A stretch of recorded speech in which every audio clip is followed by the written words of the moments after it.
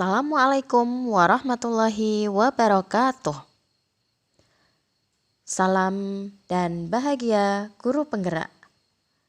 Saya Ike Yulistia Wisma Wulansari, calon guru penggerak Angkatan 7 dari Kabupaten Semarang, SD Negeri Kebon Dalem 1. Pada kesempatan kali ini saya akan menayangkan tentang penyebaran pemahaman dan penerapan budaya positif pada modul 1.4.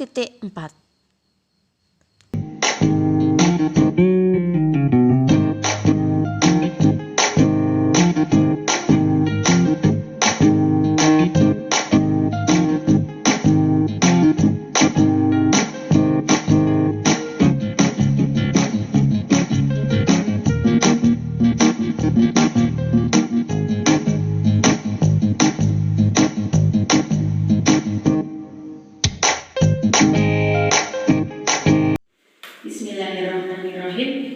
Assalamualaikum warahmatullahi wabarakatuh. Selamat siang dan salam sejahtera untuk kita semua. Yang terhormat Ibu Kepala SD Negeri Kebon Dalem 1, Ibu Rum Zainati SPD. Yang saya hormati Bapak Ibu guru dan karyawan SD Negeri Kebon Dalem 1. Puji syukur kehadirat Allah Subhanahu wa Ta'ala pada siang hari ini saya dan Bapak Ibu guru semuanya bisa berkumpul di ruangan kelas 5 ini dalam acara penyebaran pemahaman atau penyebasan modul 1.4 tentang budaya positif oleh CGP Angkatan 7 Kabupaten Semarang. Saya sendiri yaitu Ike Yulistia Wisma Wulansari dari SD Negeri Kebon Dalem 1. Bapak Ibu yang kami hormati, yang pertama saya mohon maaf yang sebesar-besarnya tentunya di waktu siang hari ini sangat menyita, bahkan mungkin Bapak Ibu menyempatkan diri untuk mengikuti acara penyebasan ini. Nah, dalam hal ini saya memiliki tugas terkait dengan pendidikan guru penggerak yang sedang berjalan, yaitu diminta untuk menyebarkan materi yang saya dapatkan di bulan Desember lalu. Nah, materinya itu yaitu terkait dengan budaya positif, yang mana beberapa hal sudah saya terapkan, itu khusus di kelas 5, memang karena penerapannya di kelasnya sendiri. Nah, harapannya di pertemuan hari ini yaitu mengimbaskan ke Bapak Ibu guru yang lain dengan harapan berdampak ke guru-guru yang lain. Itu program dari guru penggerak memberikan tugas pengimbasan yang tujuan utamanya adalah hal tersebut.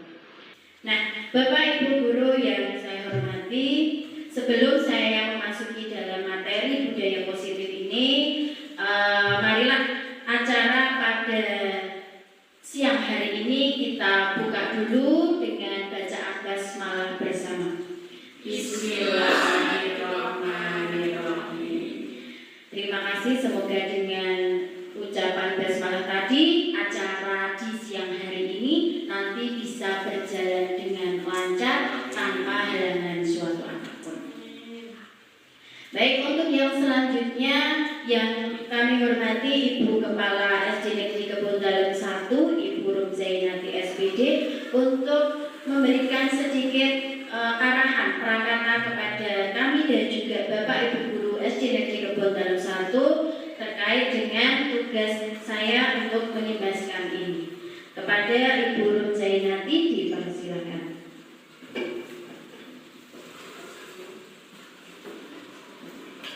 Assalamualaikum warahmatullahi wabarakatuh. Waalaikumsalam warahmatullahi wabarakatuh. Terima kasih waktu yang diberikan kepada saya. Selamat siang semuanya, Bapak Ibu. Selamat siang, Bu. Bapak Ibu yang saya hormati, di sini dari CGP yaitu Ibu Ike Yulistia Wisma Wulansari akan menampilkan yaitu tentang penyebaran pemahaman tentang tentang budaya positif, di mana budaya positif itu memang harus dikembangkan di setiap tempat, apalagi di sekolah. Karena dengan adanya budaya positif yang dilakukan oleh CGP dari calon guru penggerak ini dari modul 14 itu memang wajib dilakukan. Perlu adanya budaya positif bagi sekolah yang disampaikan oleh CGP itu akan berimbas kepada kita semuanya, juga untuk anak didik kita. Karena memang budaya positif memang harus dibudayakan. Budaya positif untuk kemajuan pendidikan di satuan pendidikan. Jadi menciptakan budaya positif itu pun juga diselaraskan, disesuaikan dengan visi misi sekolah kita. Kan itu begitu?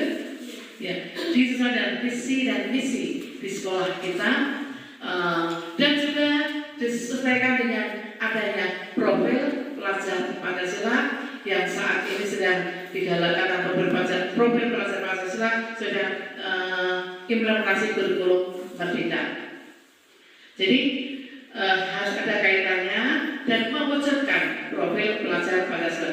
Jadi yang namanya budaya positif itu harus diselaraskan dengan visi dan misi di satuan pendidikan tersebut untuk mewujudkan profil pelajar Pancasila. Jadi di situ CGP mengajak para pendidik di satuan pendidikan untuk membudayakan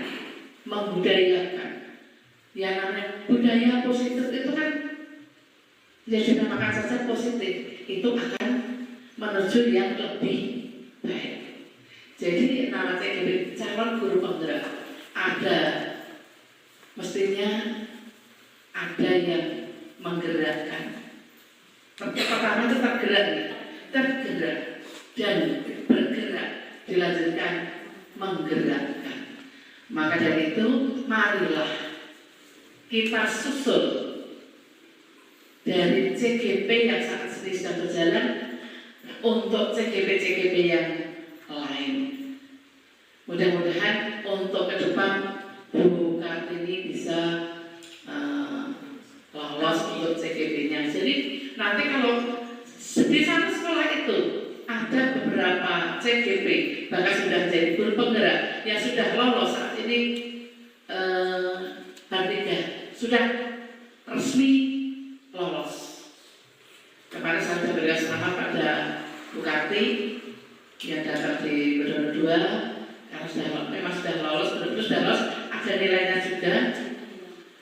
Itu yang namanya calon kan katanya CGP, masih CGP, tapi mulai hari apa itu kemarin C-nya sudah hilang, sudah jadi guru penggerak.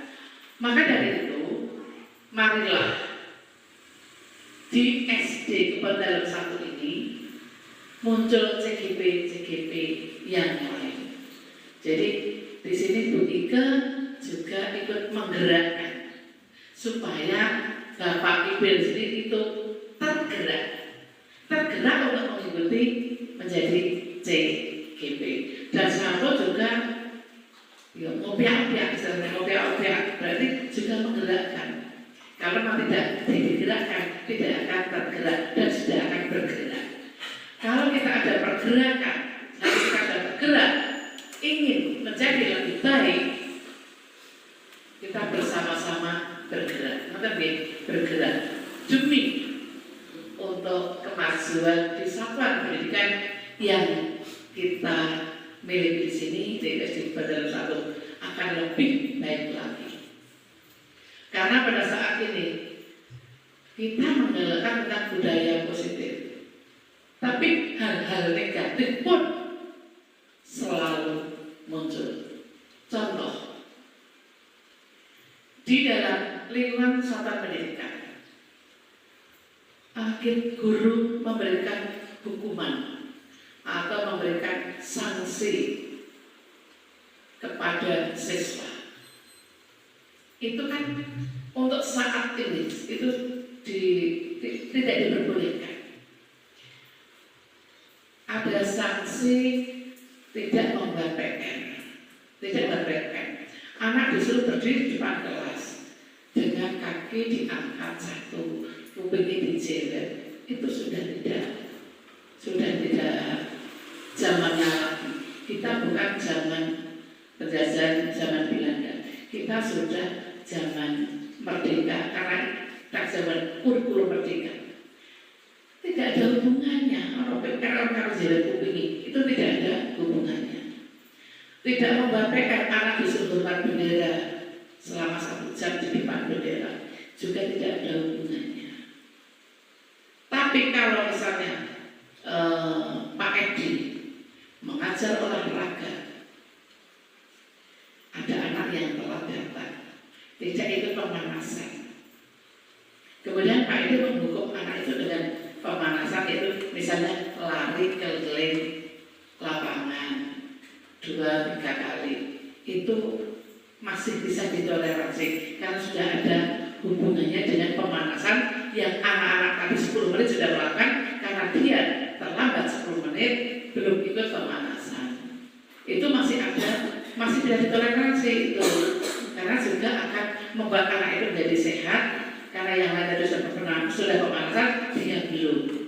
Tapi orang nggak BPR, anak disuruh lari, itu yang tidak masuk.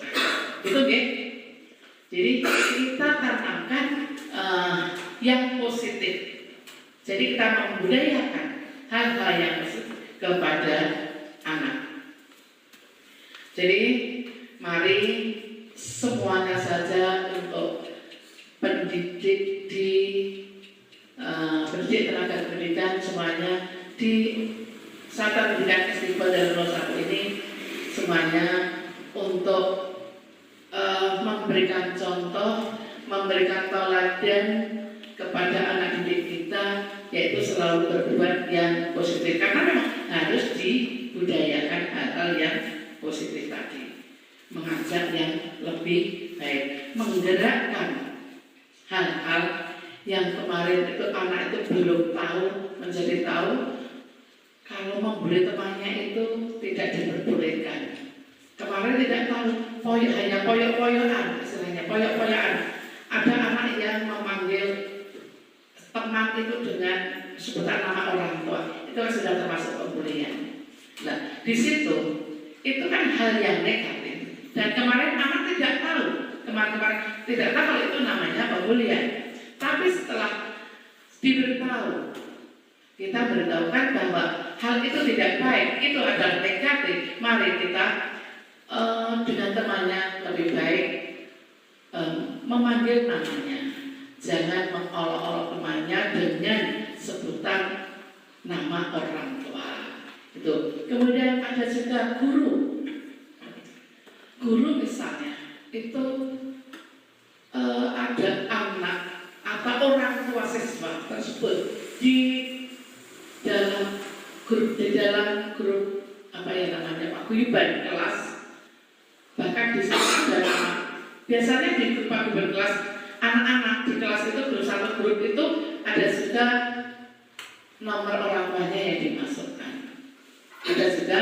Tapi di dalam grup itu si anak atau guru tersebut misalnya guru tersebut sudah melakukan kekeliruan, kemudian si orang tua protes kepada guru.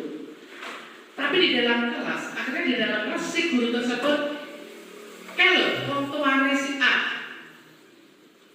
sebagai protes, misalnya seperti itu pun juga tidak diperkenankan, karena akan membuat si anak tersebut menjadi malu, menjadi apa ya, minder.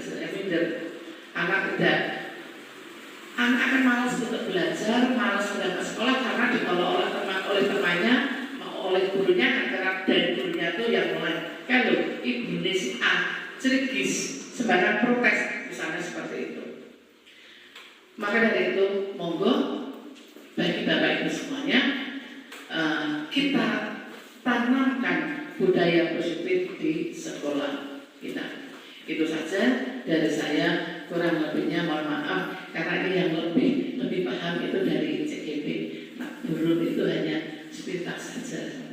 Yang lebih baik dari CGP, mohon diteruskan oleh CGP nanti budaya positif itu apa, pada nanti akan memperhatikan dari penjelasan dari CGP itu ke Yulistia. Dari saya seterusnya saya akhiri. Assalamualaikum warahmatullahi wabarakatuh. Waalaikumsalam warahmatullahi wabarakatuh. Terima kasih atas motivasi juga tadi sekilas materi tentang budaya positif sudah disampaikan juga oleh guru. Semoga ini menjadi salah satu motivasi untuk kita juga, termasuk tadi motivasi guru untuk calon-calon CGP selanjutnya. Siap ya Bapak Ibu? Siap. Baik, sebelumnya tadi saya belum mohon izin berdiri di sini. Jadi di hari ini bukan berarti saya berdiri di sini menggurui Bapak Ibu semuanya. Hanya di sini karena saya mendapatkan materi itu lebih dulu, maka saya menyampaikan di sini. Seperti itu ya Bapak Ibu. Jadi kita di sini sifatnya sama-sama belajar. Saya juga masih belajar, jenengan juga tambah belajar. Itu ya guru. Baik, Bapak Ibu yang saya hormati, tadi di awal sudah disampaikan oleh Ibu Kepala yaitu terkait dengan budaya positif. Tadi sudah disinggung sedikit, budaya positif itu harus ada di sekolah dengan memperhatikan visi dan misi. Ya, namun di sini saya akan menyebarkan pemahaman dalam hal ini tentang apa saja konsep-konsep yang ada di dalam budaya positif, kemudian nanti sedikit berbagi terkait dengan penerapan penyebaran budaya positif di lingkungan sekolah yang sudah dilakukan. Karena memang harus ada bagian-bagian itu dari bagian tugasnya. Baik, sebelumnya saya selama pendidikan hingga mulai akan Februari ini dilanjutkan untuk modul 2. Saya mendapat bimbingan dari beliau fasilitator yang luar biasa sekali. Beliau adalah Ibu Rosmala Dewi, SPJ FPD. Beliau ini seorang pengawas di wilayah Kota Banda Aceh. Jadi beliau juga termasuk pengurus di Dinas Pendidikan di wilayah Kota Banda Aceh dan seorang motivator. Kemudian selain itu juga didampingi oleh pengajar praktik di wilayah Kabupaten Semarang yaitu Ibu Ai Inayah SPD yang sampai saat ini juga masih memberikan bimbingan kepada CGP-CGP-nya. Itu perkenalan sekilas yang membimbing saya. Selanjutnya yang akan saya sampaikan di sini yaitu budaya positif modul 1.4. Baik, mungkin dari Bapak Ibu budaya positif tentunya sudah tidak asing lagi di sekolah kita. Menurut panjenengan, Bapak Ibu menggunakan istilah yang lain tidak seperti yang di sini. Budaya positif itu nek menurut jenengan dengan menggunakan kalimat jenengan sendiri kira-kira apa? Monggo silakan yang berkenan untuk memberikan sedikit masukan. Bu Hijam, apa itu berarti menurut jenengan pakai kalimat sendiri? Oke, terima kasih Bu Ika sudah memberikan waktunya. Menurut saya budaya positif itu suatu kebiasaan yang dilakukan oleh orang. Nah itu yang positif artinya positif itu yang intinya bermanfaat, yang baik. Ya, itu menurut saya. Terima kasih. Luar biasa, jawabannya super sekali. Berikan aplaus untuk Bu Ida. Ini calon CGP selanjutnya. Baik, betul sekali yang dikatakan Bu Ida. Sebenarnya sama, hanya beda istilah saja. Di sini budaya positif itu berarti nilai-nilai, keyakinan-keyakinan atau suatu pembiasaan yang berpihak pada murid, yang di dalamnya mengandung sejumlah kegiatan yang mampu menumbuhkan karakter murid. Jadi dalam hal ini terkait dengan beberapa karakter saat ini sedang digencar-gencarkan oleh pemerintah, yaitu profil pelajar Pancasila yang nanti juga akan saya singgung di sini.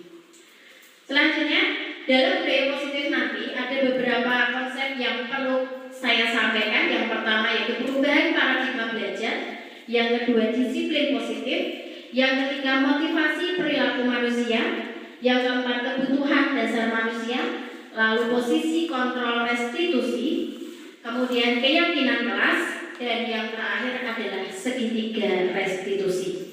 Sebenarnya hal ini tuh Bapak Ibu guru sudah bisa memahaminya. Bapak Ibu sudah mempelajari platform Merdeka Mengajar, yang mana saat ini sedang digencar-gencarkan kita untuk mempelajarinya, untuk melakukan aksi nyatanya, dan budaya positif ini ada di modul 8. Sudah sampai modul 8 Bapak Ibu? Belum. Ya, sebenarnya materi ini sudah ada. Jadi kita tidak, sebenarnya dalam guru penggerak itu sudah ada dalam PMM tersebut. Jadi sebelum saya menyampaikan, mungkin sudah ada yang mempelajari, tentu sudah memahami apa yang akan saya sampaikan di sini. Selanjutnya, Bapak Ibu, coba di sini saya ingin memberikan beberapa pernyataan. Menurut Bapak Ibu, kira-kira setuju atau tidak? Jadi cukup menjawab setuju, tidak setuju. Yang pertama, pemberian hukuman dapat mendisiplinkan anak. Setuju Bapak Ibu? Setuju. Baik.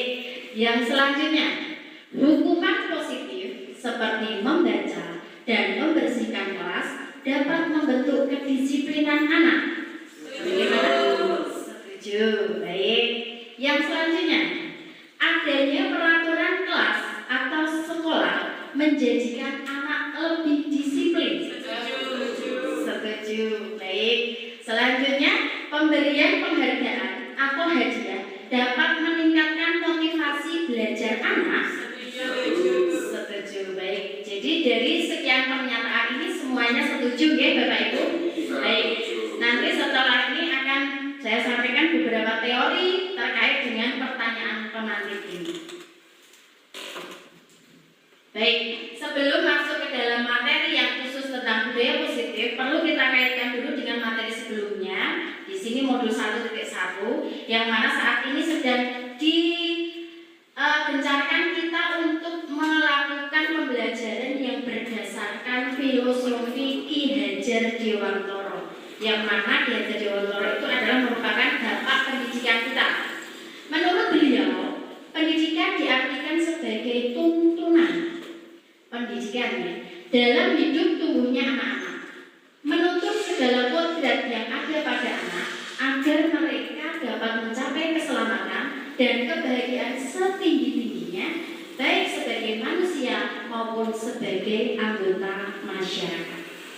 Jadi inilah teori dari Ki Hajar Dewantara yang saat ini kita diminta untuk berpedoman di teorinya tersebut. Jadi di dalam kurikulum Merdeka kita memakai atau menganut filosofi KHD atau filsafat Ki Hajar Dewantara, yang mana pendidikan itu intinya menuntun.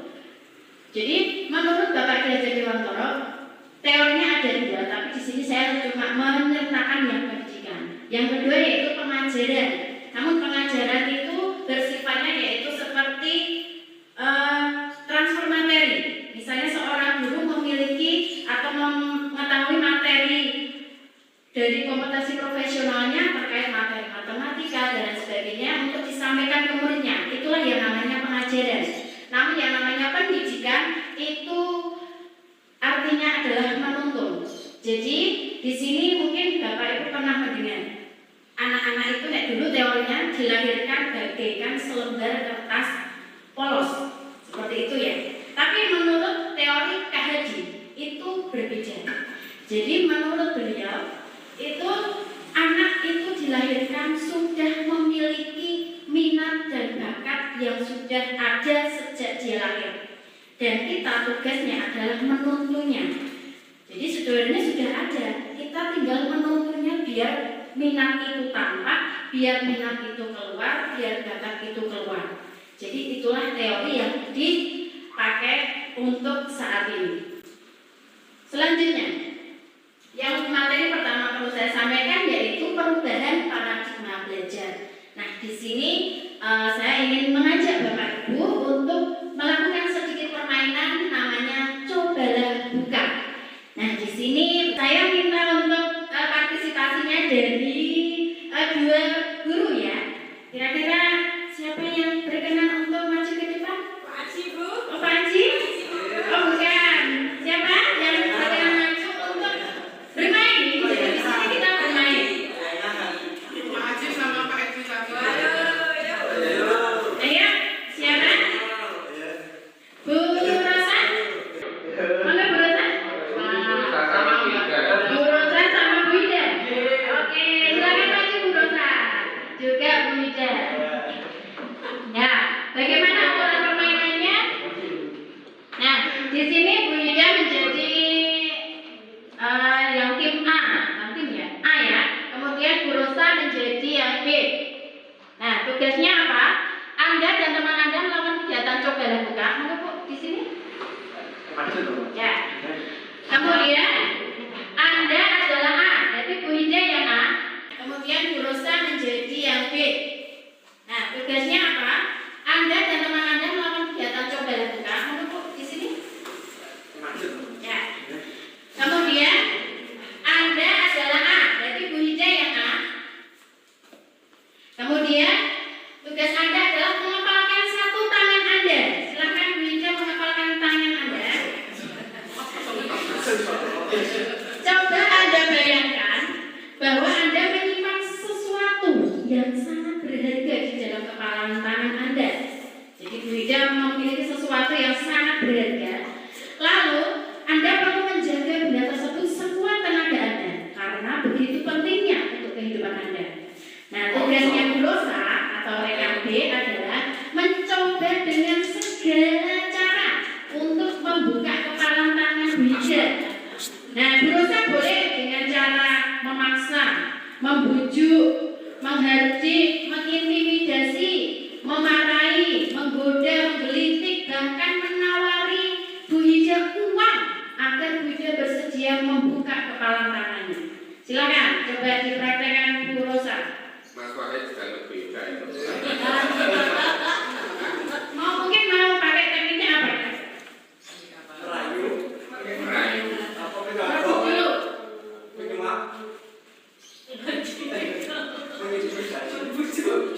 Membujuk, oke. Caranya membujuk. Silakan Bu Rosa. Ya, ayo buka kepalan tanganmu. Oke, dengan reaksi Bu Ida kita lihat. Ya, ternyata bujukannya belum mempan. Coba pakai cara lain, Bu Rosa.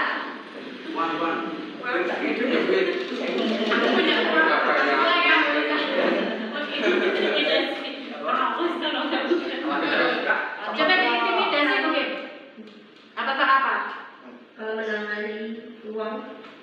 Nggak mau. Tidak ada hebat. 200.000 loh. Nggak mau. 200.000. Nggak mau. Kurang banyak, oke. Cari cara lain mungkin ya. Saya tukar.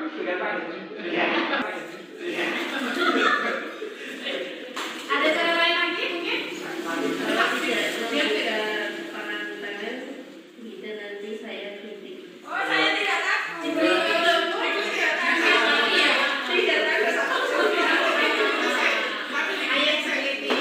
Iya, sudah itu Bapak masih pakai cara lain? Dikritik dulu. Sudah, oke. Terima kasih Bu Rosa dan Bu Ida. Kita kasih aplaus lagi. Ya. Ternyata Bu Ida sulit ya ditaklukkan ya. Ada apa ya? Sulit sekali. Iya, betul sekali. Asal mau aja. Saya kira Pak Bu Ida nggak mau, sebenarnya dia nggak mau. Pasti dia punya alasan. Ya, coba Bapak Ibu tadi terkait dengan hal tersebut. Apakah Bu Ida membuka kepalan tangannya Bu Ida? Tidak. Apa alasannya? Karena ini sesuatu yang berharga bagi saya. Luar biasa.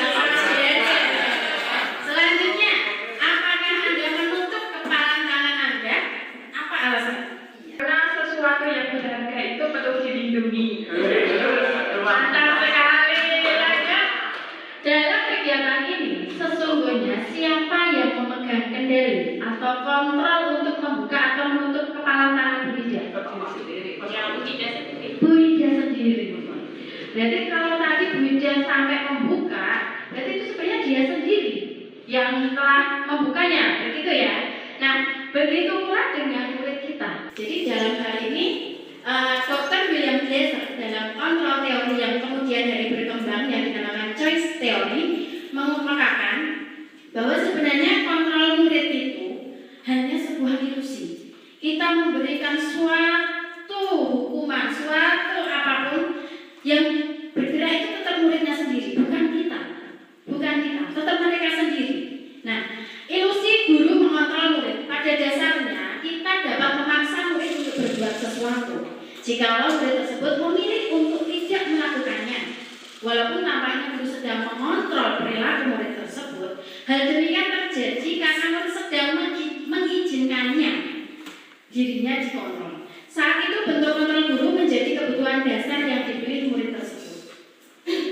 Teori kontrol menyatakan bahwa semua perilaku memiliki tujuan, bahkan terhadap perilaku yang tidak disukai. Jadi misalnya tadi Bu Ida itu membuka, dia juga punya tujuan. Selanjutnya, ada ilusi lagi bahwa sebuah penguatan positif itu efektif dan bermanfaat. Itu tuh sangat ilusi.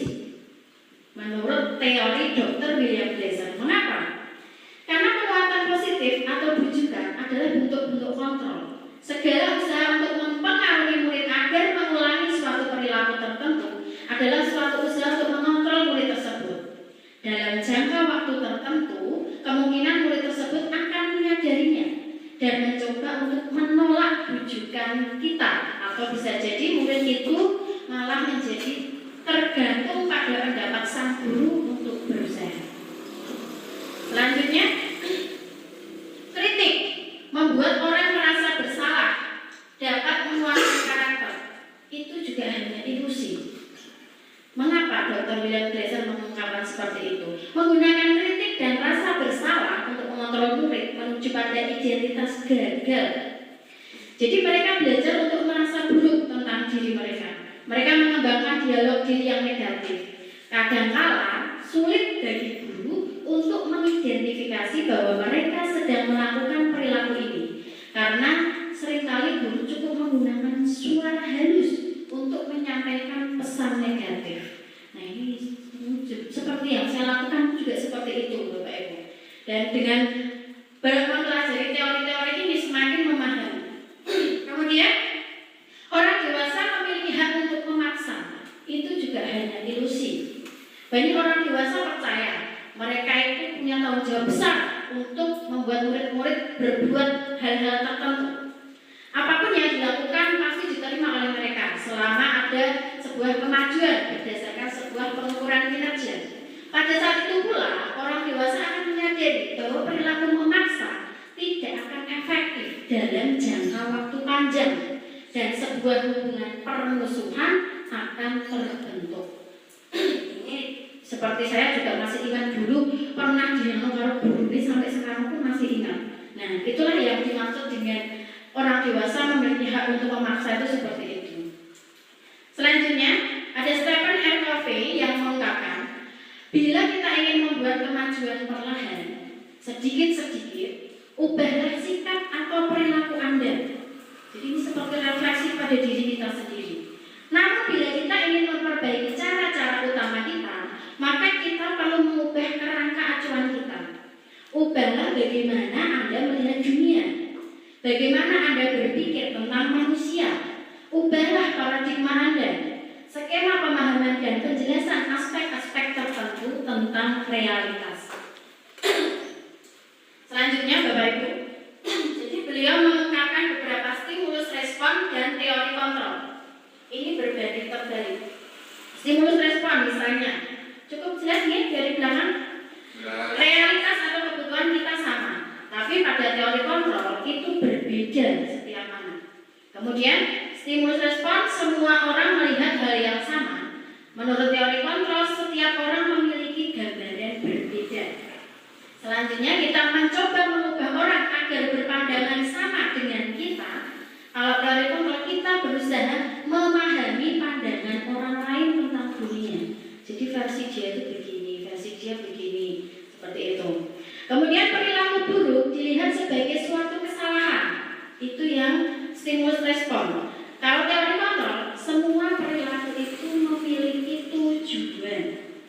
Selanjutnya, stimulus respon, orang lain bisa mengontrol saya. Sedangkan teori kontrol, hanya Anda atau saya yang bisa mengontrol diri saya sendiri. Kemudian, stimulus respon, saya bisa mengontrol orang lain. Kalau teori kontrol, Anda tidak bisa mengontrol orang lain atau saya tidak bisa mengontrol dirinya. Kemudian pemaksaan ada pada saat bujukan gagal. Menurut teori kontrol, kolaborasi dan konsensus menciptakan pilihan-pilihan baru. Kemudian yang terakhir, model berpikirnya menang dan kalah. Kalau pada teori kontrol, model berpikirnya menang semua.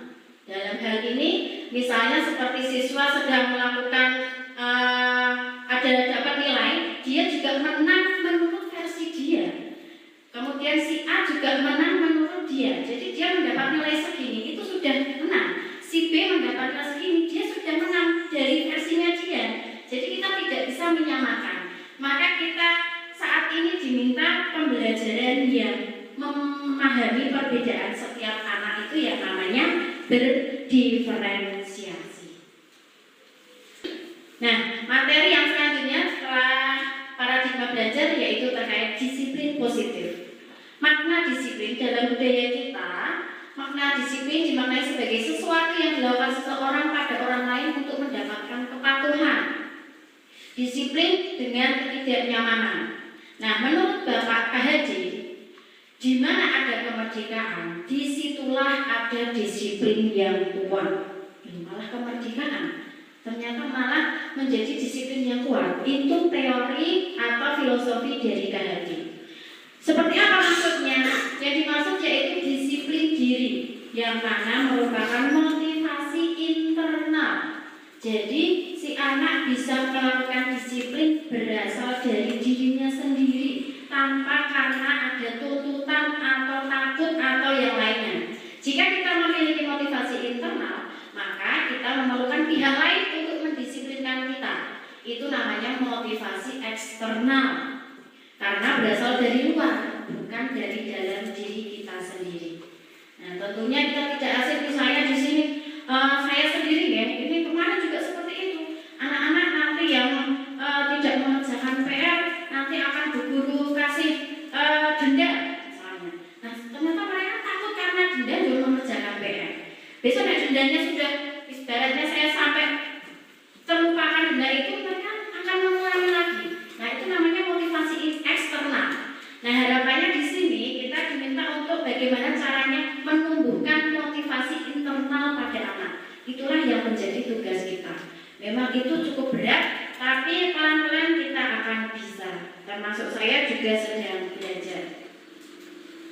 Kemudian selanjutnya, nilai-nilai kebijakan universal yang dalam arti berkaitan erat dengan disiplin positif.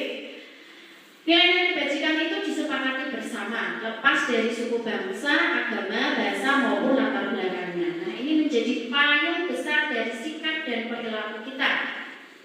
Nah, nilai-nilai ini merupakan fondasi kita saat berperilaku.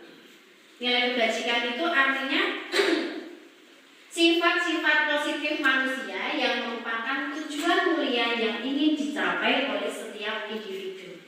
Nah, disampaikan pula oleh Dr. William Glasser dalam teori kontrol, setiap perbuatan itu memiliki tujuan. Begitulah dengan Diane Boston mengaitkan nilai-nilai kebajikan yang diyakini seseorang, maka motivasi intrinsiknya akan terbangun.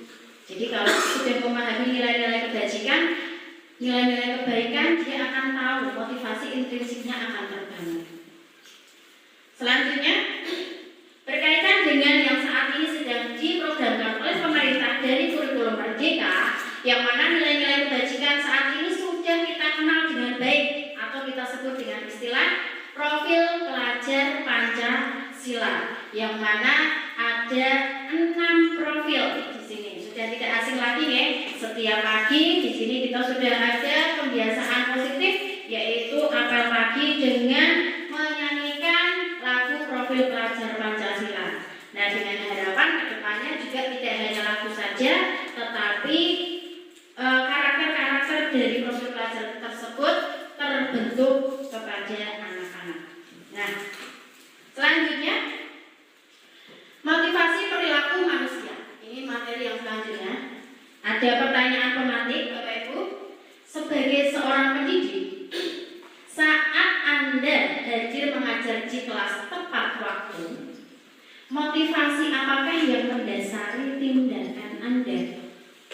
Nah, Bapak Ibu hadir di kelas tepat waktu karena motivasi apa seperti itu? Nah, gimana Pak Zainal? Menjadi contoh. Contoh untuk siapa? Untuk anak-anak. Luar biasa sekali. Kita berikan aplaus untuk Pak Zainal. Ini Pak Zainal contoh teladan untuk anak didiknya yang baik ini. Betul sekali Pak Zainal. Jadi motivasi seorang pendidik dari Pak Zainal ternyata untuk menjadi contoh anak didiknya. Mungkin ada yang lain Bapak Ibu motivasinya? Kita itu sampai kelas tepat waktu. Motivasinya itu untuk apa di situ? Berdasarkan motivasi apa? Kedisiplinan. Oke Pak Agung, luar biasa. Jadi karena kedisiplinan kita ingin mengajar di kelas dengan tepat waktu. Baik. Nah, menurut Dayan Dosan, di sini teorinya 3 motivasi perilaku manusia. Yang pertama, untuk menghindari ketidaknyamanan atau hukuman. Wah, aku makan gasik, ben ora kena sanksi dari kepala sekolah. Misalnya kepala sekolahnya agak saklek atau agak keras ya. Yang terlambat kena sanksi SP1, SP2 dan lain sebagainya. Nah, ada yang termotivasi dengan seperti itu. Yang kedua, untuk mendapatkan imbalan atau penghargaan dari orang lain. Nah, misalnya ini ada bapak guru yang tepat waktu bu kepala sekolah, wah luar biasa, berusaha besok ini berusaha jadi contoh ya. Nah, kemudian besoknya lagi berusaha datang tepat waktu. Aku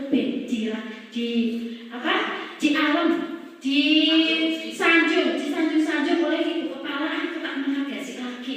Nah, itu bila mendapatkan imbalan atau penghargaan. Kemudian yang ketiga, untuk menjadi orang yang mereka inginkan dan menghargai diri sendiri dengan nilai-nilai yang mereka percaya. Nah, ini kalau sudah melekat pada diri kita, itu kita akan tergerak sendiri.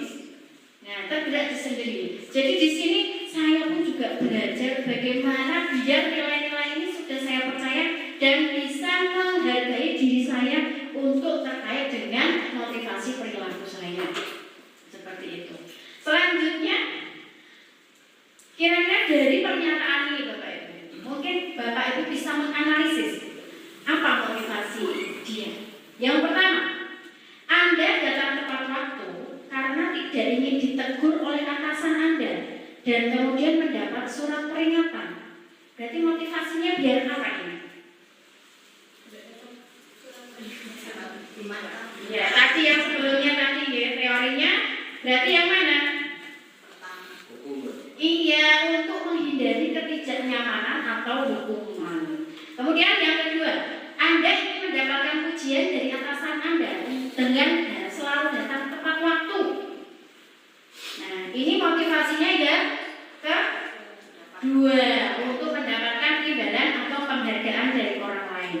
Dan yang terakhir, Anda ingin menjadi orang yang menghargai waktu, menghargai diri Anda sendiri, sehingga teladan sebagai murid-murid karena Anda percaya tindakan Anda akan dicontoh oleh murid-murid. Ini yang tadi sudah disampaikan oleh Pak Guru kita Pak Zainal ya. Jadi untuk dicontoh murid-murid kita itu nilai yang sudah kita tanam, maka kita akan termotivasi menghargai waktu dan menghargai diri kita sendiri. Itu motivasi perilaku manusia. Baik, selanjutnya materiannya yaitu hukuman atau konsekuensi. Nah, sebelum saya masuk materinya, silakan Bapak Ibu identifikasi apakah ini hukuman atau konsekuensi.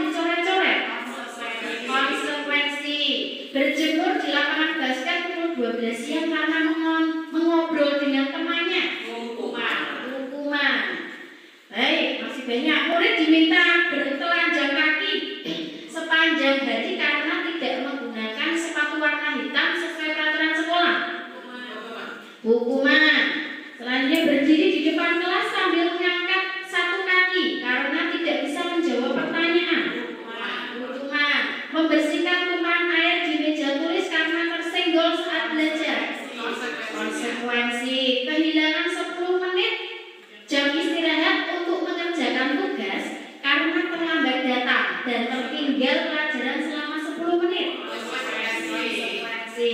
Duduk di bangku di pinggir lapangan pada jam istirahat, tidak diizinkan bermain oleh guru piket karena mencederai teman yang saat bermain di lapangan. Konsekuensi. Terlambat hadir pembelajaran dari 15 menit dan diminta untuk tinggal 15 menit sesudah kelas usai untuk membahas ketertinggalan pelajaran. Konsekuensi. Baik. Lari mengelilingi lapangan basket 2 kali karena terlambat 10 menit untuk pelajaran PJOK. Hukuman. Selanjutnya membersihkan WC sekolah karena mematahkan pensil kawannya. Hukuman. Nah, coba Bapak Ibu, apa kesimpulan dari jenengan tadi bisa mengatakan bahwa itu hukuman, itu konsekuensi? Monggo Bu Reni. Bedanya apa antara hukuman dengan konsekuensi?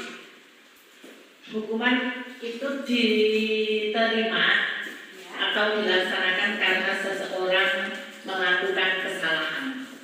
Lalu konsekuensi? Konsekuensi adalah sesuatu yang harus dijalankan karena atas kesalahannya sendiri dan dia menyadarinya. Lalu perbedaannya? Perbedaannya antara hukuman dan konsekuensi? Hukuman tidak mengacu, tidak ada hukuman, tidak ada hubungannya dengan kesalahan tersebut, sedangkan konsekuensi ada hubungannya. Ya, luar biasa. Bu Reni, kita berikan aplaus untuk Bu Reni yang betul sekali. Jadi hukuman itu sangat berkaitan erat dengan penghargaan. Nah, hukuman itu adalah tindakan yang terencana, tidak terencana atau tiba-tiba. Kalau konsekuensi sudah terencana atau disepakati. Jadi bedanya kalau hukuman itu tidak ada hubungannya dengan kesalahannya. Tadi contoh berdiri melakukan PR tadi tidak mengerjakan PR berdiri itu kan sebenarnya tidak ada hubungannya. Kemudian kalau konsekuensi itu dia menyadari akan kesalahannya lalu membayarnya dengan cara mengembalikan kesalahannya tersebut. Itu konsekuensi. Nah, hukuman dan konsekuensi juga berkaitan erat dengan yang namanya restitusi.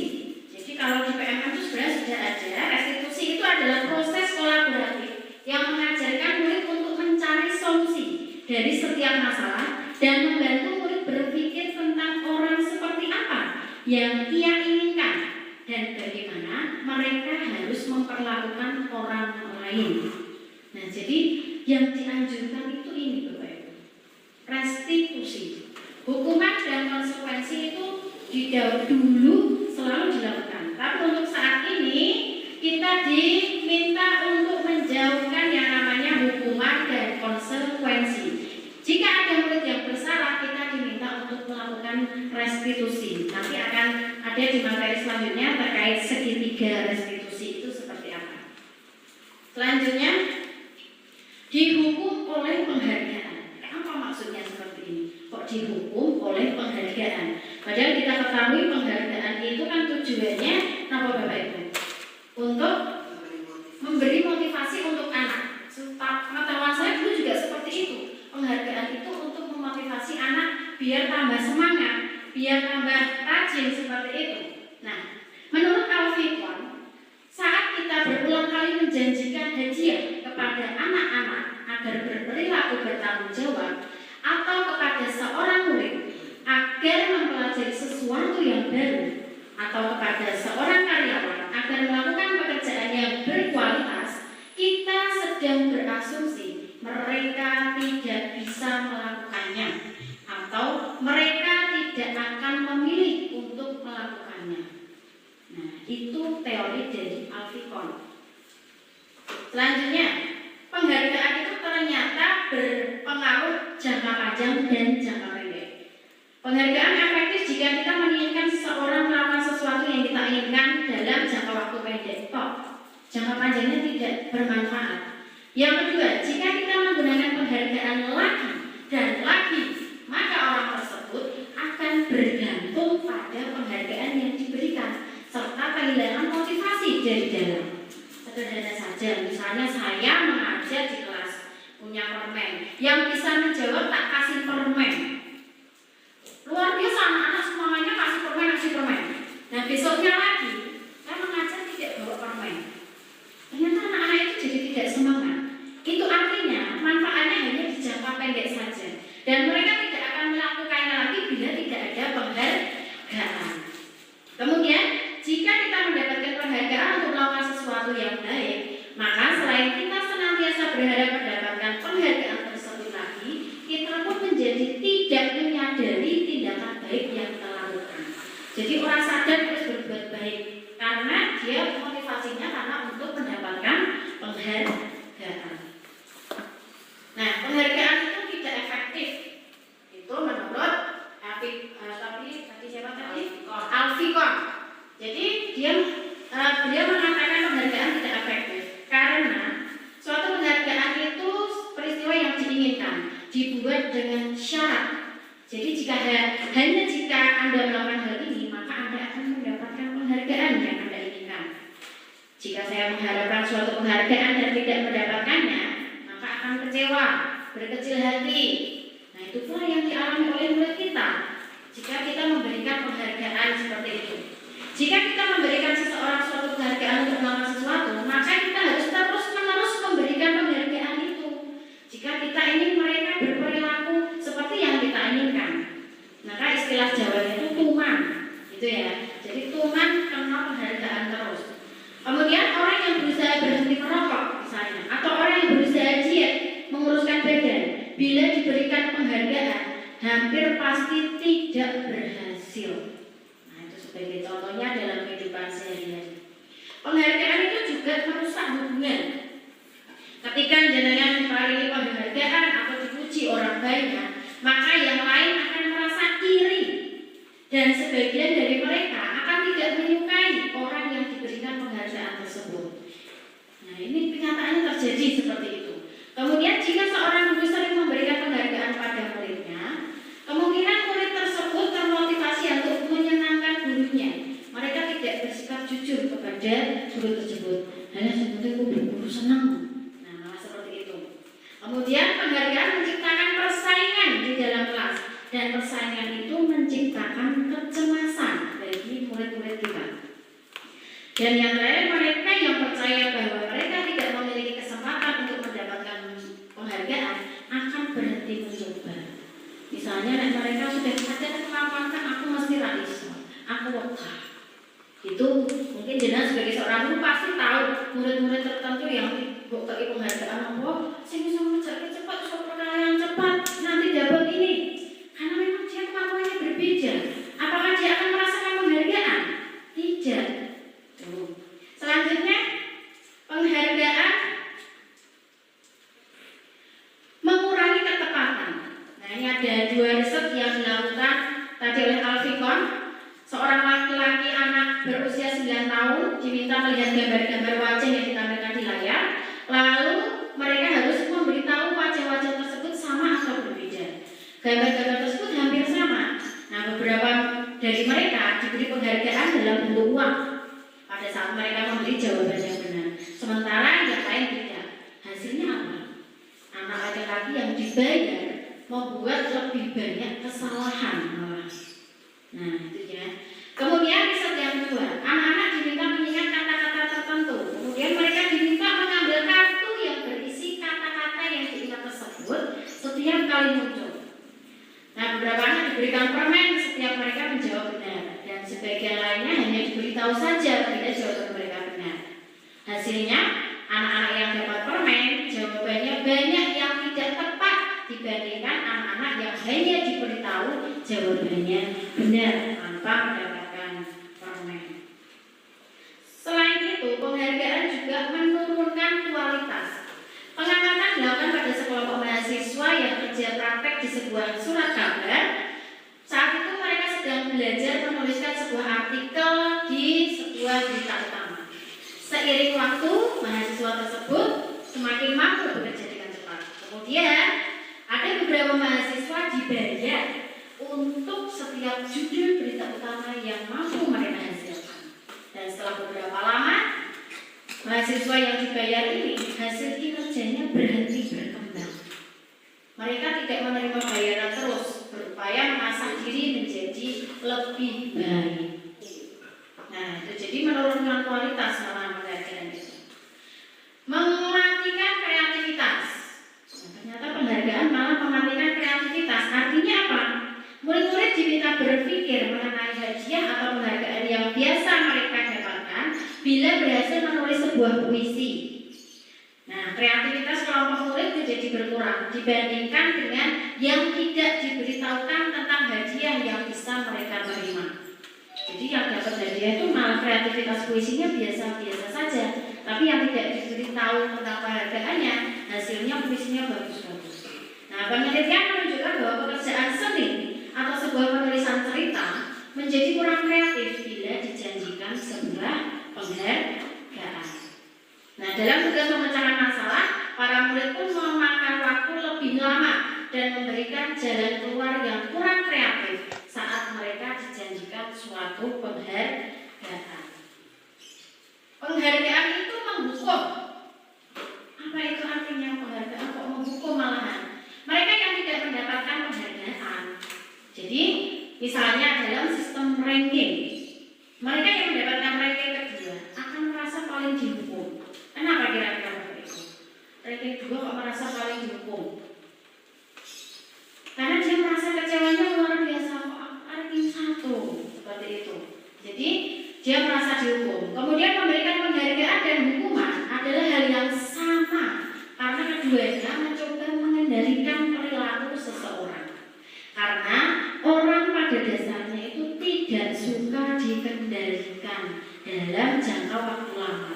Penghargaan akan terlihat sebagai hukuman. Jika suatu penghargaan diharapkan, namun Anda tidak mendapatkannya, Anda akan merasa dihukum. Jadi misalnya anak dalam perlombaan kalah seperti itu, dia merasa kecewanya luar biasa. Aku mau apa ya? Dia kenapa? Pasti dia bertanya-tanya dalam dirinya. Dia merasa dihukum. Nah, dalam hal ini, dalam teori ini, maka bisa disimpulkan bahwa penghargaan itu sama artinya dengan hukuman. Maka dalam pendidikan guru penggerak ini, saya juga baru bisa memahami benar. Ternyata penghargaan itu ternyata dampaknya malah tidak baik untuk anak didik kita. Begitu pula dengan hukuman. Lalu seperti apa yang harus kita lakukan? Ini ada di materi yang selanjutnya. Nah, kaitan dengan itu, kita bagaimana caranya tadi sudah di awal disampaikan, yaitu untuk menimbulkan motivasi intrinsik. Nah, ini sebagai contoh saja. Ada seorang anak belajar untuk pertama kalinya menggabungkan huruf-huruf dan kata-kata, serta menyadari bahwa ia itu langsung dapat membaca. Timbul pijar di matanya dan sebuah senyuman di wajahnya. Anak tersebut begitu gembira bahwa ia telah mempelajari dan menguasai suatu keterampilan baru. Nah, kesadaran akan kemampuan itulah bahwa dia sudah dapat membaca, itu sudah merupakan suatu penghargaan. Jadi dia senangnya luar biasa, ada kepuasan dalam diri dia bahwa dia sudah berhasil membaca menggabungkan huruf-huruf itu. Itu sudah suatu penghargaan. Tanpa kita harus memberikan sesuatu, dikasih uang atau dikasih apa, kamu udah bisa baca, kita kasih uang. Ternyata dia dengan itu saja sudah ada dalam benak dirinya kesadaran bahwa dia sudah mampu membaca, itu sudah menjadi suatu penghargaan. Kemudian yang kedua, jika kita memberikan penghargaan kepada seorang anak pada saat dia sedang merasa bangga dengan pencapaiannya sendiri, maka kita akan mengambil kegembiraan pada saat itu sedang dirasakan secara alamiah. Jadi kita cukup dengan dia sudah bisa membaca itu ikut senang. Kita itu ikut, misalnya ada murid di kelas saya yang belum bisa baca, sekarang tambah iso macone. Dalam hati saya itu sudah senang, karena dia tidak saya kasih penghargaan apapun. Dia sudah ikut bangga, saya pun juga ikut merasa senang melihat dia bisa tersenyum seperti itu. Itu sudah merupakan suatu penghargaan secara alami. Nah, Itu terkait dengan tadi motivasi perilaku manusia. Nah, berkaitan pula dengan yang namanya kebutuhan dasar manusia. Ini yang masih dalam muatan budaya positif. Apa itu kebutuhan dasar manusia? Jadi kebutuhan dasar manusia itu merupakan seluruh tindakan manusia untuk memiliki tujuan tertentu. Semua yang kita lakukan adalah usaha terbaik untuk mendapatkan apa yang kita inginkan. Ketika kita mendapatkan apa yang kita inginkan, sebetulnya saat itu kita sedang memenuhi satu atau lebih dari satu kebutuhan dasar kita. Nah, kebutuhannya itu ada 5. Yang pertama, bertahan hidup. Yang kedua, kasih sayang dan rasa diterima. Yang keempat, kebebasan. Yang kelima, kesenangan. Maaf, yang ketiga dan ini keempat. Dan yang terakhir, penguasaan atau power. Kita dalam bertindak apapun itu, kebutuhan dasar kita salah satu dari ini.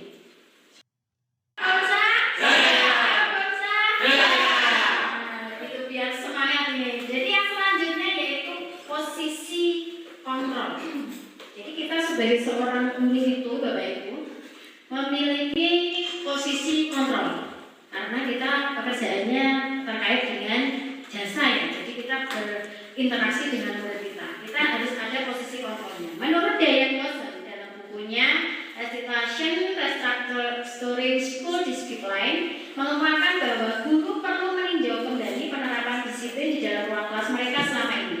Apa sudah efektif, berpusat, memerdekakan, memandirikan murid, bagaimana dan mengapa.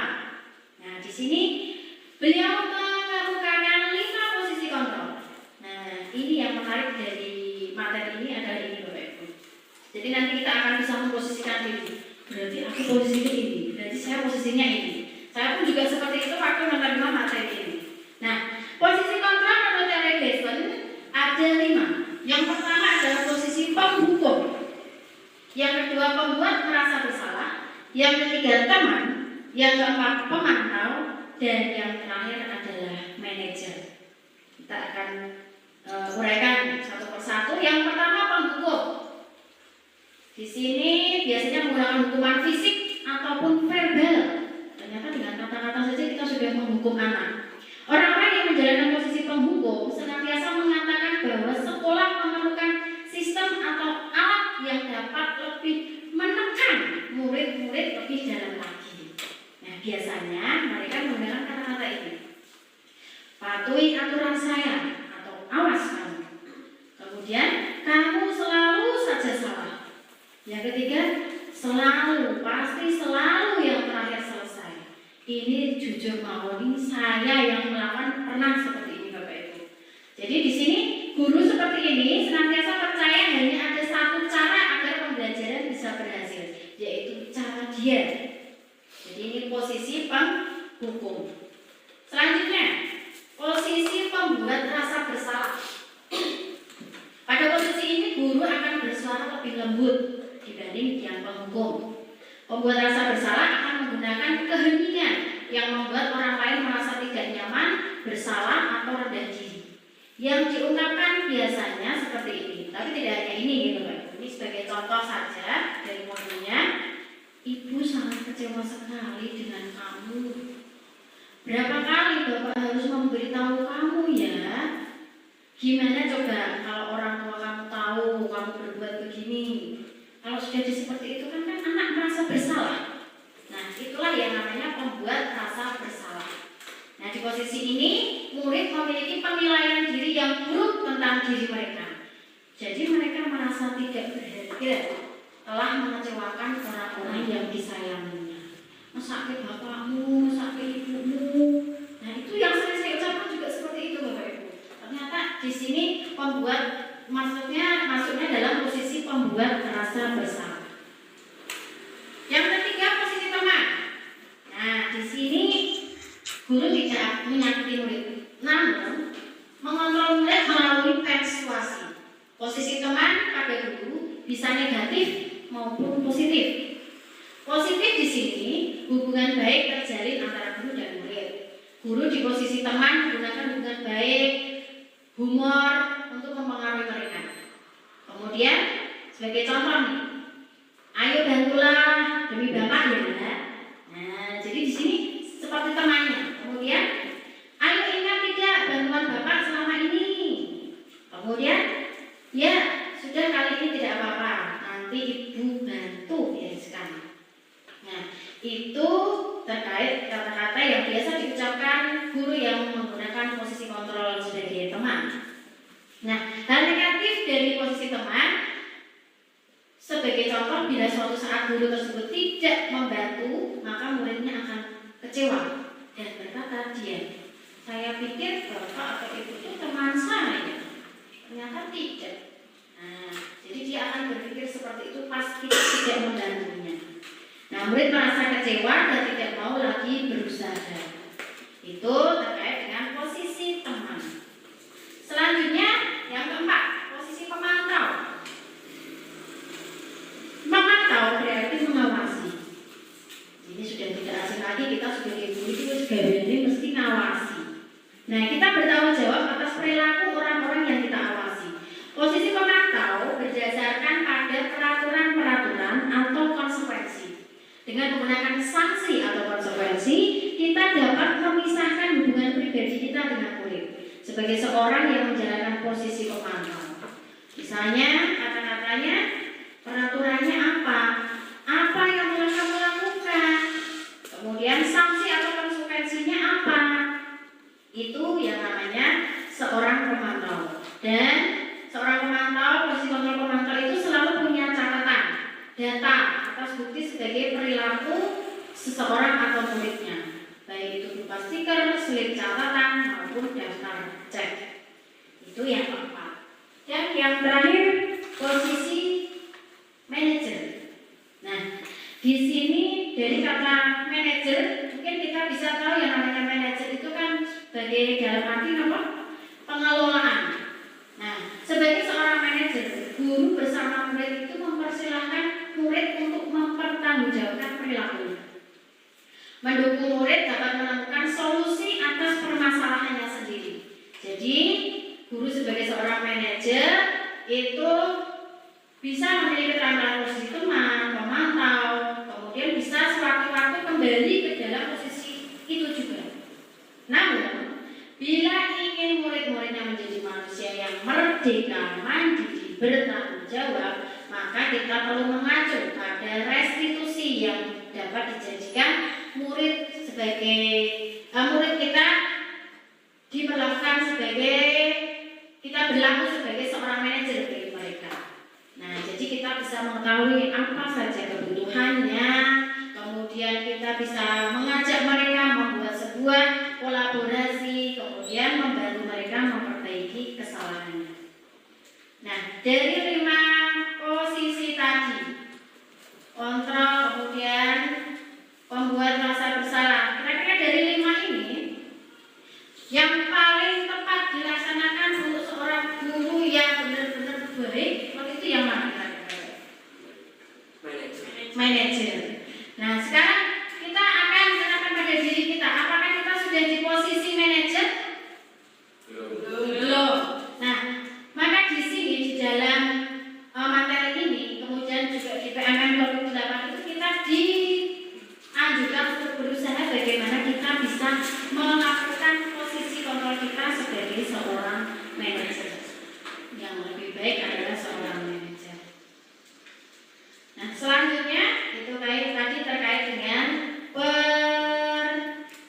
posisi kontrol. Baik. Materi selanjutnya karena ini memang cukup lumayan sekali ya tentang budaya positif, yaitu terkait keyakinan atau kesepakatan kelas. Bapak Ibu tentunya mungkin sudah pernah mendengar istilah ini yang namanya keyakinan atau kesepakatan kelas itu jadi sepakat. Kira-kira berarti itu sepakat dilakukan oleh siapa? Anak-anak saja, guru dan anak-anak. Nah, jadi kalau namanya kesepakatan kelas berarti itu kesepakatan yang terjadi di kelas tersebut antara guru dan muridnya. Kemudian kalau kesepakatan sekolah berarti itu antara guru-guru semuanya dan semua murid-muridnya dan seluruh anggota warga sekolah. Nah, di modul modul ini, pertama kita diminta untuk belajar membuat kesepakatan kelas terlebih dahulu. Nah, di sini apa itu kesepakatan kelas? Yaitu nilai-nilai kebajikan universal yang disepakati secara tersirat dan tersurat lepas dari latar belakang suku, negara, bahasa maupun agama. Seperti yang sudah disampaikan pada pembelajaran sebelumnya, seseorang akan lebih tergerak dan semangat untuk menjalankan keyakinannya daripada hanya sekedar mengikuti serangkaian peraturan tertulis tanpa makna. Murid-murid pun demikian. Jadi peraturan itu kita bisa membuatnya dengan mengajak siswa dahulu kesepakatannya. Jadi kita cari kesepakatan yang kita bimbing mereka bersama-sama untuk membuat sebuah kesepakatan. Jadi tidak bisa kita hanya satu pihak sekolah membuat peraturan seperti ini. Itu di kurikulum saat ini tidak diperkenankan. Maka kita nanti yang masih berupa peraturan tertulis dan terikat, kita coba ubah pelan-pelan dengan cara membuat kesepakatan atau keyakinan kelas. Bagaimana caranya? Yang pertama yaitu bersifat lebih abstrak dari peraturan yang dirinci dan konkret, berupa pernyataan-pernyataan universal atau secara umum, kemudian dibuat dalam bentuk hal yang positif. Keyakinan kelas hendaknya tidak terlalu banyak hingga mudah diingat dan dipahami semua warga kelas. Keyakinan kelas sebaiknya sesuatu yang diterapkan di lingkungan tersebut. Kemudian warga kelas ikut berkontribusi dalam pembuatan keyakinan lewat kegiatan curah pendapat. Jadi mereka diminta untuk anak-anak kira-kira peraturannya seperti apa. Dan kita juga harus berpedoman pada teori sebelumnya tadi yang namanya hukuman dan penghargaan itu tidak diperkenankan. Maka misalnya ada anak yang untuk, Bu, kalau tidak bikin nanti denda 5.000. Itu sangat bertentangan dengan teori yang sebelumnya. Maka itu tidak diperkenankan. Nah, maka kita membimbing bagaimana nanti membuat kesepakatan kelas yang bisa disepakati oleh kelas. Nah, sebagai contoh penerapan pembuatan keyakinan atau kesepakatan kelas yang sudah saya lakukan, yaitu seperti ini. Waktu itu masih tulisan tangan. Ini kata-katanya berdasarkan pendapat dari anak-anak semuanya. Jadi mereka saya minta untuk usul kesepakatan kelasnya seperti apa. Di antaranya saling menghormati dan tidak membuli, Bu, dengan teman. Saya tambahin, saya usul. Juga dengan guru bagaimana? Oh iya, Bu. Jadi waktu itu mereka menginginkan hanya dengan teman. Lah nek guru nggak bully nanti bagaimana? Tidak ada kesepakatannya. Akhirnya disepakati yang pertama ini. Kemudian yang kedua, tanggung jawab terhadap tugas dan kewajiban. Nah, ini terkait dengan PR dan lain sebagainya. Kemudian mendapatkan hak yang sesuai. Ini mereka memang ada yang mengeluh kemarin, Bu, ada saya yang belum dapat nilai, yang ini sudah dinilai. Mungkin karena saya terlewat atau bagaimana, itu juga jadi mendapatkan hak yang sesuai. Bertanya jika belum paham atau belum mengerti di waktu yang tepat. Nah, jadi kan ada yang sering, Bu, kalau belum paham itu boleh tanya, ya boleh sekali. Itu mau buat kesepakatan dia. Terus saya menambahi, tapi di waktu yang tepat. Kan kadang ada murid bertanya itu kita sedang menjelaskan atau apa, tiba-tiba nyolong, Bu, tanya. Nah, itu kan fokusnya teman-temannya menjadi buyar. Maka di waktu yang tepat itu artinya jika sudah diberi kesempatan oleh gurunya bertanya, maka bertanya. Kemudian tidak boleh mengungkit kesalahan yang terlalu. Ini juga usaha dari anak-anak. Katanya mereka paling nggak suka nek diungkit-ungkit dulu, wah bisa pernah gini. Nah, itu mereka tidak suka. Kemudian disiplin berpakaian dan sopan, lalu saling menciptakan ketenangan saat mengerjakan tugas. Karena mereka merasa ada yang beberapa bilang naik kerja tugas do bengak-bengok ngoten niku tidak nyaman. Nah, ini kesepakatan ini dibuat antara guru dan juga murid. Dan ini kemudian saya tinjau kembali, diulang lagi atau mau ditambahi dan tidak akhirnya disetujui dan kemudian dibuatnya pada tanggal 4 Januari di awal semester 2. Karena sebelumnya memang terus terang saya juga belum membuat kesepakatan kelas, hanya secara lisan saja waktu itu, dan itu pun masih mengandung sebuah hukuman waktu itu, waktu di semester 1-nya. Dan setelah mengikuti pendidikan ini, memahami materi ini, maka saya terapkan di kelas ini. Nah, kemudian karena di papan tulis terhapus, maka diharapkan bisa mudah diingat oleh anak-anak, maka terbentuklah kesepakatan kelas yang saat ini sudah dipasang di kelas kami. Nah, seperti ini. Selanjutnya, Bapak Ibu.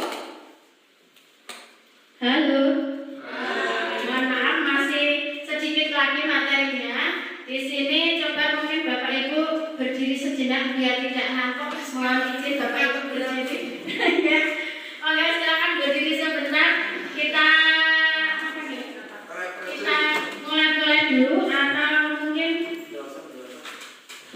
ya sedikit Marina menari, pernah mendengar speaking seperti itu?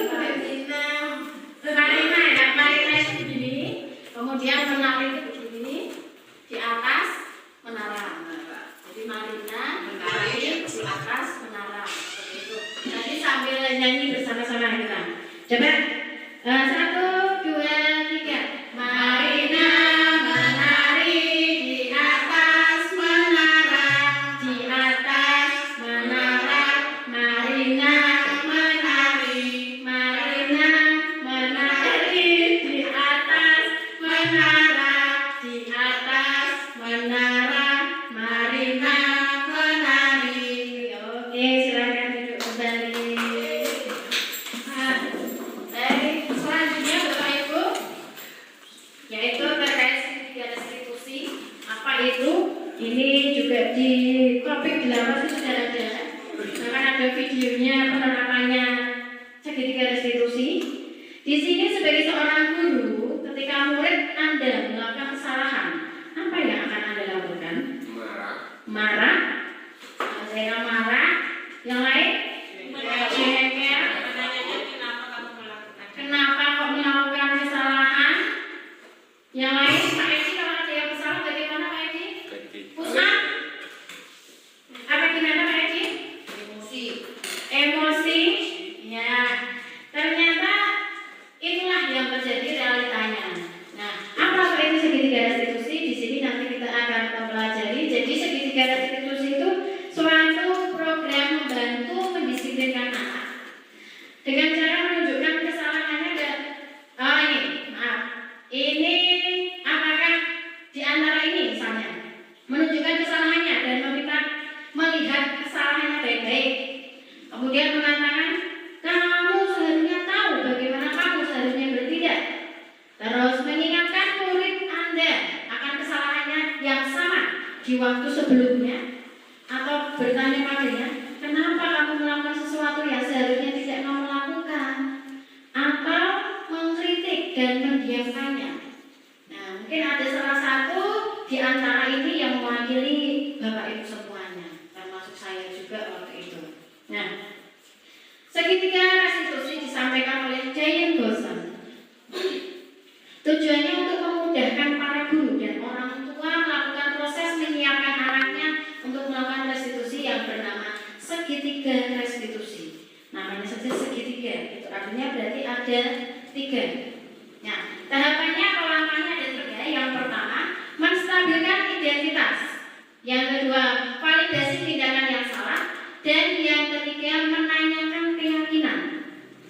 Nah, dalam teori kontrol, dalam menstabilkan identitas, kita semua akan melakukan hal terbaik yang bisa kita lakukan.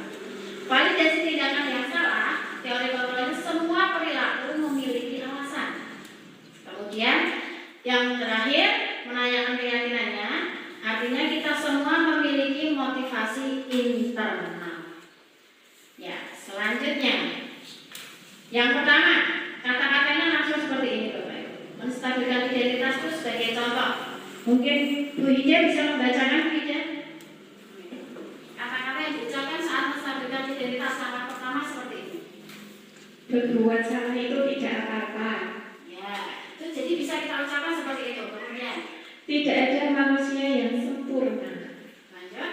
Saya juga pernah melakukan kesalahan seperti itu. Iya, terus. Kita bisa menyelesaikan ini. Lanjut. Bapak atau Ibu tidak tertarik mencari siapa yang salah, tapi Bapak Ibu ingin mencari solusi dari permasalahan ini. Iya. Kamu berhak merasa begitu. Apakah kamu sedang menjadi teman yang baik buat dirimu sendiri? kasih Bu Ida. Jadi itu tahapan yang pertama dalam melakukan atau membantu siswa itu menstabilkan identitasnya pada saat setelah melakukan kesalahan. Langkah pertama seperti itu. Yang kedua, validasi tindakan yang salah. Bisa dengan mengucapkan seperti ini, padahal kamu bisa melakukan yang lebih buruk dari ini ya. Kemudian kamu pasti punya alasan mengapa melakukan hal itu. Kamu patut bangga pada dirimu sendiri karena kamu telah melindungi sesuatu yang penting buatmu. Kamu boleh mempertahankan sikap itu, tapi kamu harus menambahkan sikap yang baru. Nah, langkah ini disampaikan tidak secara umum terhadap siswa bareng-bareng. Jadi kita itu sebagai guru SD itu kan juga sebagai konseling. Jadi kita menghadapi anak secara tatap muka 4 mata, kemudian melakukan tahapan-tahapan ini. Kemudian yang ketiga yaitu menanyakan keyakinannya. Apa yang kita percaya sebagai kelas atau keluarga? Apa nilai-nilai umum yang telah kita sepakati kemarin? Apa bayangan kita tentang kelas yang ideal? Kamu mau jadi orang yang seperti apa? Kehidupan seperti apa yang nantinya kamu inginkan? Apa kamu ingin menjadi orang yang sukses, bertanggung jawab, atau bisa dipercaya? Nah, kebanyakan anak pasti akan menjawab iya. Nah, tapi mereka tidak tahu bagaimana caranya untuk menjadi orang seperti itu. Nah, disinilah kesempatan kita menjelaskan kepada anak bagaimana anak bisa menjadi sesuatu atau seseorang yang mereka inginkan. Oh, aku pengen jadi pilot, berarti untuk jadi pilot itu harus seperti ini caranya. Nah, itu menanyakan keyakinan. Nah, selanjutnya akan saya tampilkan penerapan segitiga restitusi di kelas 5 yang pernah dilakukan. Karena memang materi ini harus disampaikan untuk penerapannya di sekolah.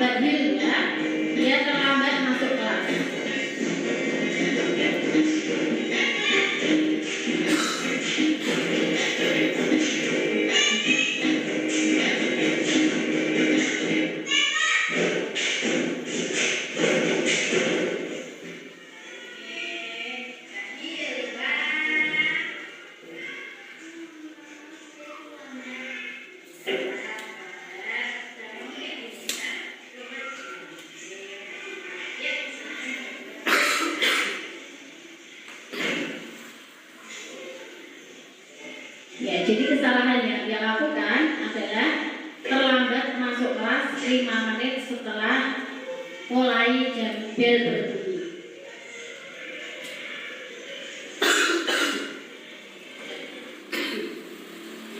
Nah, penerapan segitiga restitusinya seperti apa? Kita lihat bersama.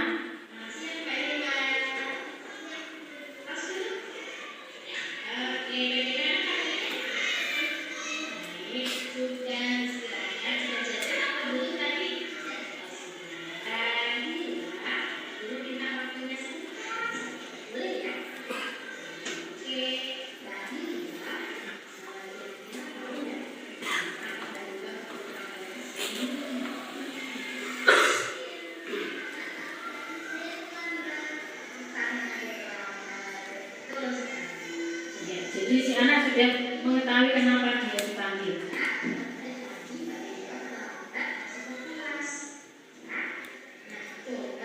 Jadi penerapan segitiga restitusi itu harus berhadapan dengan siswa seperti ini 4 mata. Hanya saja kita memang harus menyisakan waktu untuk anak-anak didik yang melakukan kesalahan tersebut dengan pada saat istirahat. Jadi pada saat istirahat.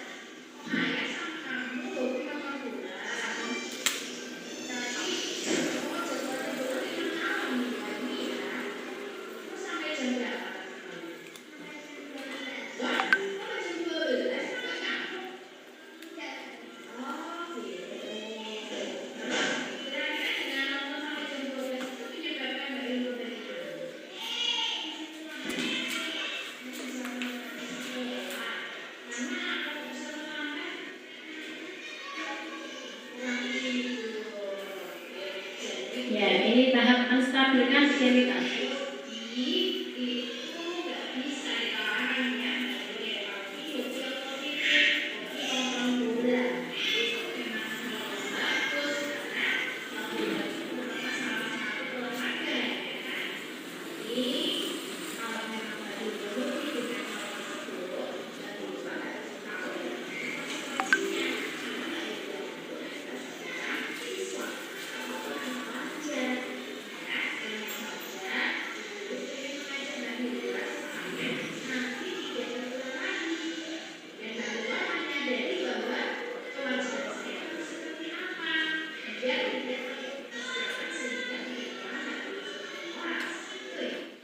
Ya, ini tahap kedua. Mohon maaf sudah ketiga ya.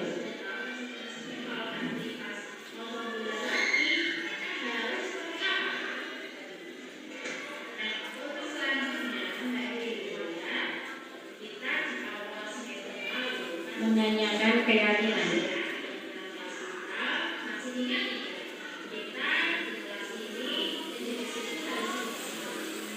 Ya, saya skip saja ya. Kemudian kasus kedua sebagai contoh.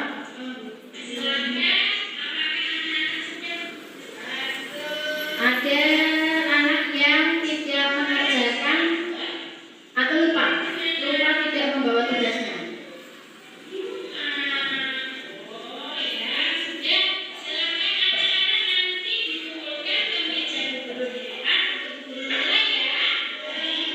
Nah, selanjutnya penerapan segitiga restitusi.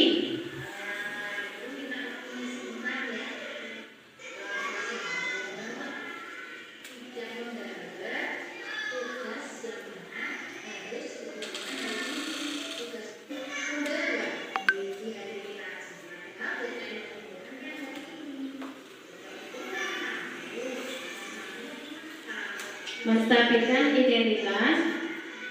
Kemudian tahapan yang kedua yaitu validasi tindakan yang salah.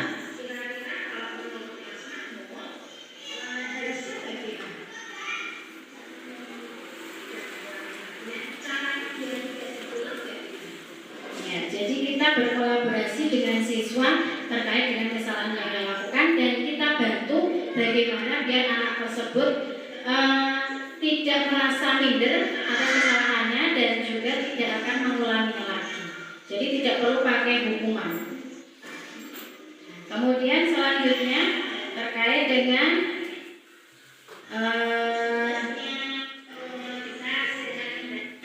respon dari anak.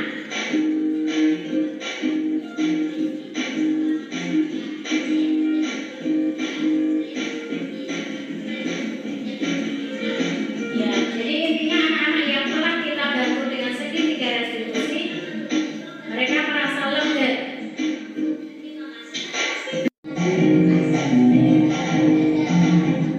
Baik, itulah tadi sedikit berbagi terkait penerapan segitiga restitusi di SD Kebon Dalam 1 yang sudah saya lakukan. Baik, Bapak Ibu, demikianlah tadi pembebasan materi modul 1.4 budaya positif dari saya. Tentunya masih banyak kurangnya, itulah kelemahan dari saya, kekurangan dari saya. Manusia itu tidak ada yang sempurna, maka dari itu saya mohon maaf yang sebesar-besarnya.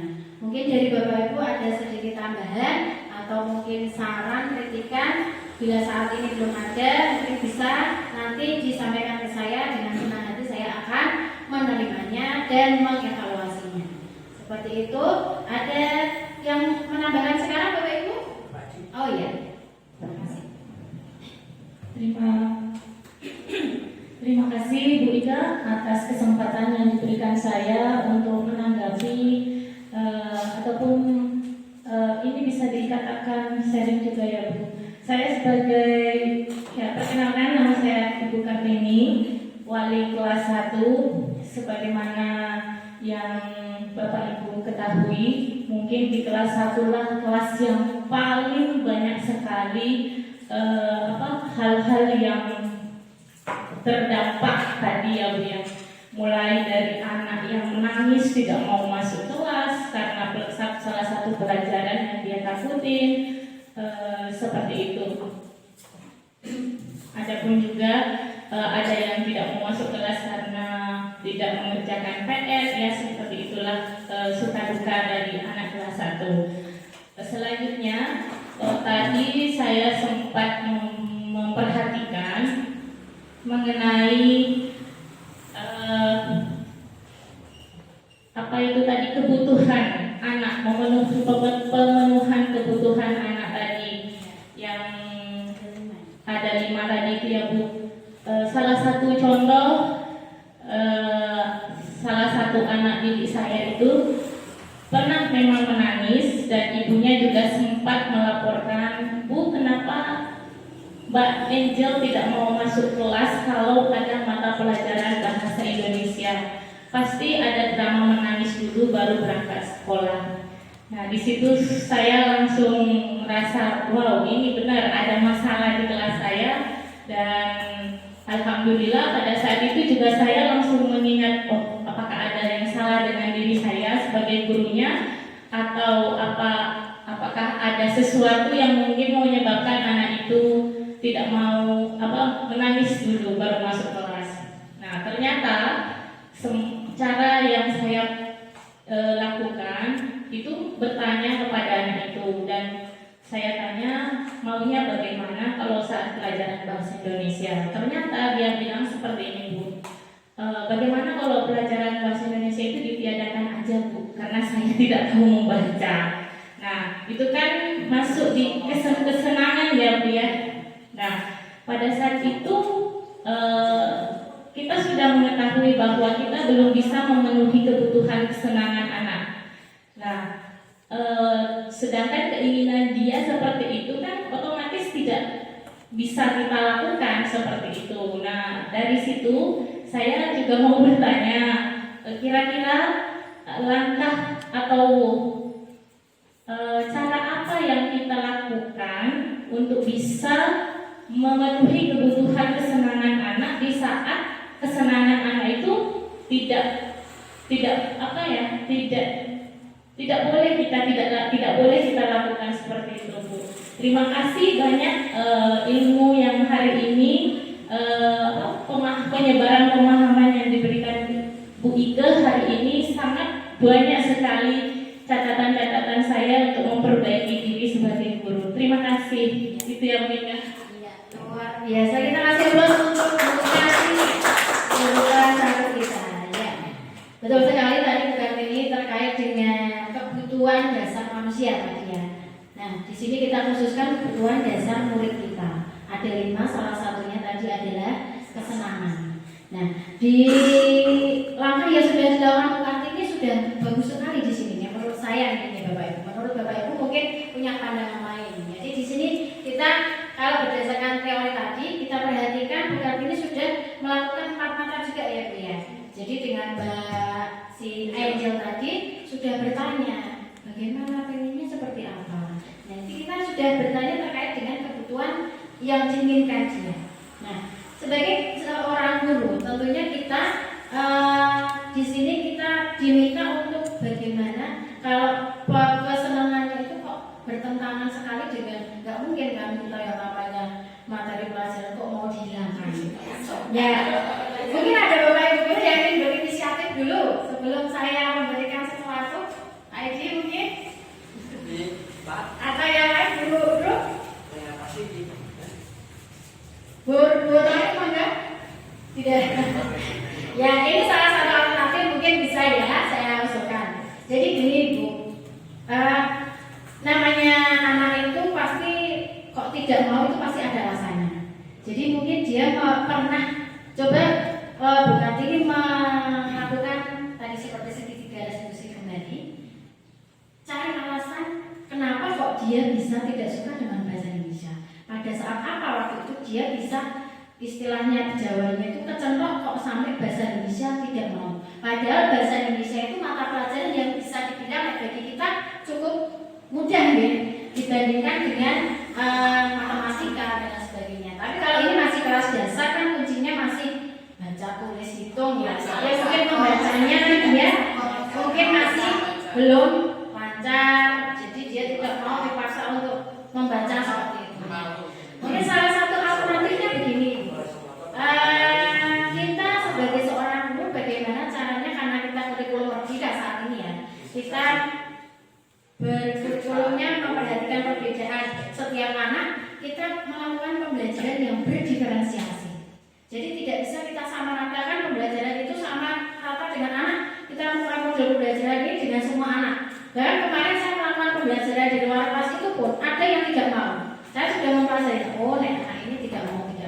Berarti ini artinya dia tidak suka. Itu saya sudah juga mempelajari.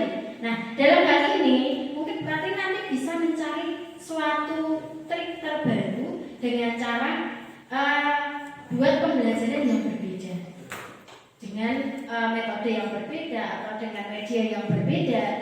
Baik itu khusus Mbak Angel, kalau ada yang sejenis maksudnya sedikit kelemahannya seperti serupa dengan Mbak Angel, bisa kita lakukan bersama. Atau bisa pula itu secara umum dulu. Setelah itu bagaimana reaksi dari Mbak Angel, kita lihat seperti apa. Bila kok ternyata alhamdulillah ada perkembangan, itu artinya dia jadi bisa menyukai bahasa Indonesia.